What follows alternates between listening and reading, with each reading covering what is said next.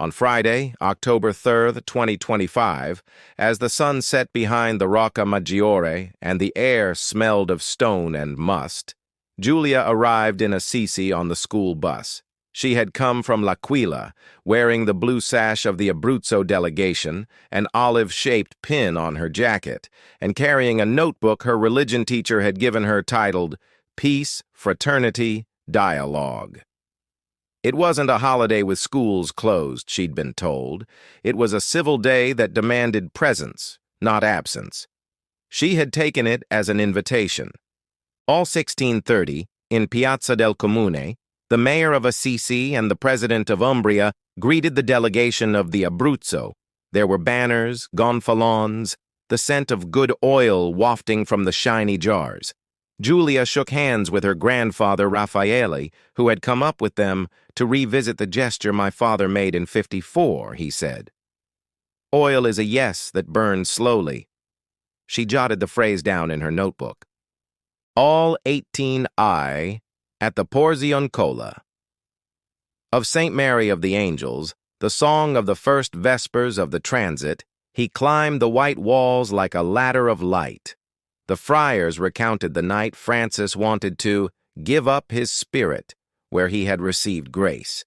Giulia, sitting next to his companions and pilgrims, imagined the little man, bare of possessions and full of simple words. As she left, a scent of honey and citrus clung to her fingers. Mostaccioli offered in memory of Lady Jacoba, the brother Jacoba who brought sweets to the dying saint. Grandfather laughed. In Abruzzo, we've always made them, but here they have the pace of those who arrive at the right moment.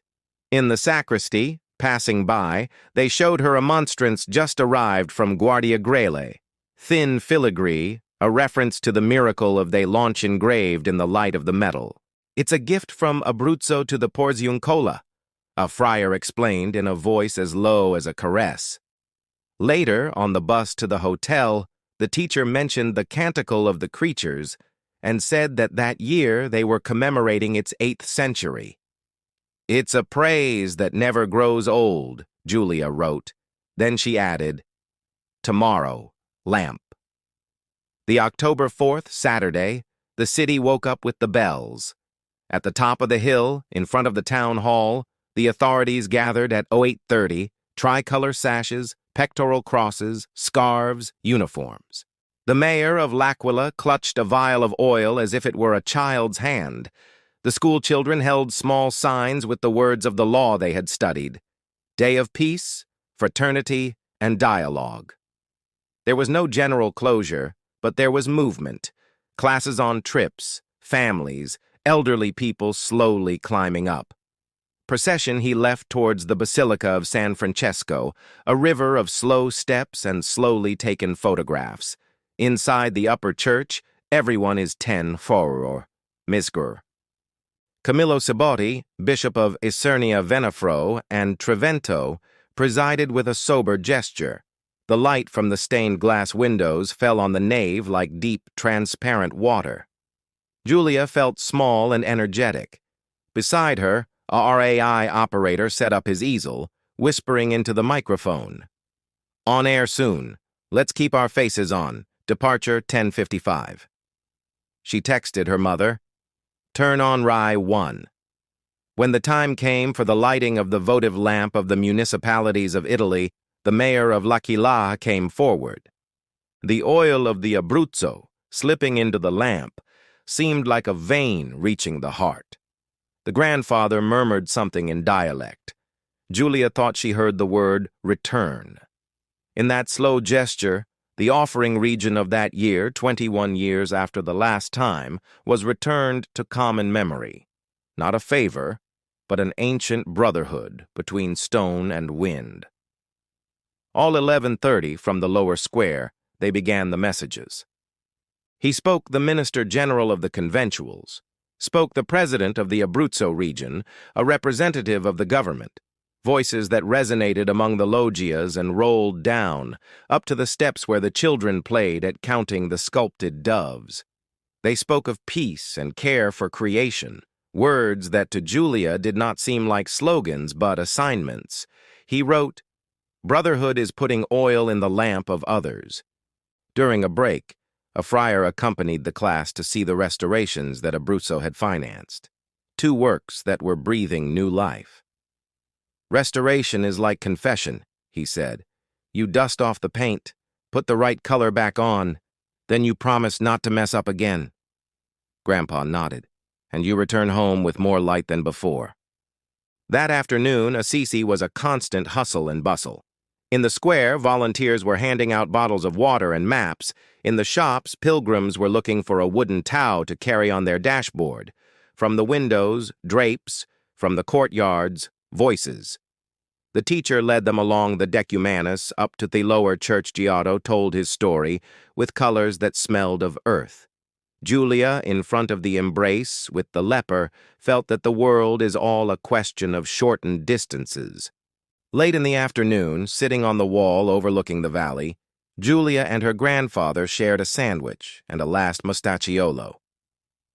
"When I was your age," he said, "my father took me to an oil offering. He said that the lamp burns in the name of all Italy." I didn't understand. Today, looking at the mayor of L'Aquila turned on for us, I understand. It's not a name. It's Aus. Julia smiled. It felt as if that word had settled on her chest, light and heavy at the same time. The RAI operator came by again. "Everything went perfectly," he said to his colleague. "The light was beautiful, the procession was held, and the bishop was sober." He looked at the kids and nodded. "You're on TV, you know." Julia raised her hand. "Mom wrote that she saw me." Grandpa laughed. "So the lamp made it all the way home." On the St. James's Gate, a school of Chieti hung signs with verses of the canticle. "Praised be you, my Lord, through our sister Mother Earth." The wind moved the paper. The teacher explained that the following year, the 2026, it would have been the Franciscan Jubilee of the 8 centuries since the transit. "Dates aren't museums," he said.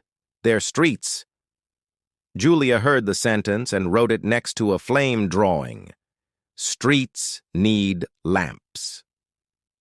Evening fell quickly, as if he had an appointment. On the tomb of the holy, the lamp of the municipalities of Italy, it burned, calm. Julia returned to the Porziuncola for a moment alone. While the friars arranged the pews, a voice at the altar prayed for those who seek peace, those who try to talk about it without shouting, those who build it with their hands.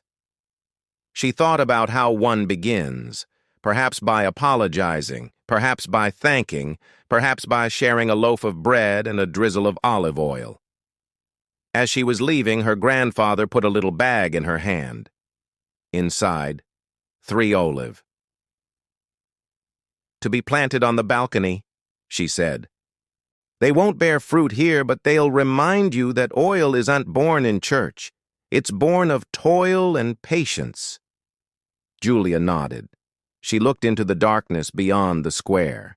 It wasn't darkness, it was space. She heard the distant drums of Calendimaggio, even though it wasn't May, and she understood that every city repeats its own heartbeat when needed. On the bus, while Rai was broadcasting the broadcasts on a delayed basis. 11:30 messages, the teacher gathered the notebooks. She leafed through them at random, finding words, sketches, and maps. In Julia's notebook, she saw a neat summary. October 3rd, greetings 4:30 p.m., Vespers 6:00 p.m., Mostaccioli October 4th, authorities 8:30, Mass 10 T-Wires, Monsieur Sibody, turning on the lamp, Mayor the Eagle, messages 11:30, TV, Rai 1. Below, 3 lines that weren't noted. "Peace is oil that doesn't boast. The brotherhood is sharing bread. Dialogue is staying when the conversation gets uncomfortable." The teacher closed her notebook delicately, as if closing a display case. "This is your homework," she said softly. "Not for Monday, for the days to come." The bus turned onto the road that descended toward the plain. Through a window, for one last moment, Julia saw the lamp like a low star. Then the night took her with it, and it never stopped shining.